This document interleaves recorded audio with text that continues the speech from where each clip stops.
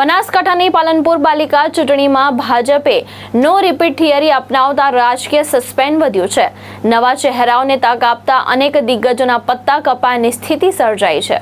બનાસકાંઠા સ્થાનિક સ્વરાજની ચૂંટણીને લઈને રાજકીય ગરમાવો વધ્યો છે। પાલનપુર પાલિકા ચૂંટણીમાં ભાજપ દ્વારા નો રિપીટ થિયરી કડક રીતે અમલમાં મુકાતા સસ્પેન્સ યથાવત જોવા મળી રહ્યું છે। ભાજપે હજુ સુધી સત્તાવાર ઉમેદવારીની યાદી જાહેર કરી નથી, પરંતુ ટેલિફોનિક જાણ મળતા જ ઉમેદવારોનો ભાજપ કાર્યાલય ખાતે ખડકલો જોવા મળ્યો હતો। મોટાભાગે નવા ચહેરાઓને તક આપવામાં આવી રહી છે, જેના કારણે અનેક દિગ્ગજ નેતાઓના પત્તા કપાયાની સ્થિતિ સર્જાઈ છે। માહિતી મુજબ પાલિકાની પૂર્વ બોડીમાંથી માત્ર 5 સભ્યોને જ ફરી તક આપવામાં આવી છે અને તેઓ પણ માત્ર એક જ ટર્મ માટે ચૂંટણી લડેલા છે। ઉમેદવારી ફોર્મ ભરવાના અંતિમ દિવસે રાજકીય માહોલ વધુ ગરમાયો છે અને હવે તમામની નજર ભાજપની સત્તાવાર યાદી પર ટકેલી છે। જીતુ સોલંકી, દ્રષ્ટિકોણ ન્યૂઝ, બનાસકાંઠા।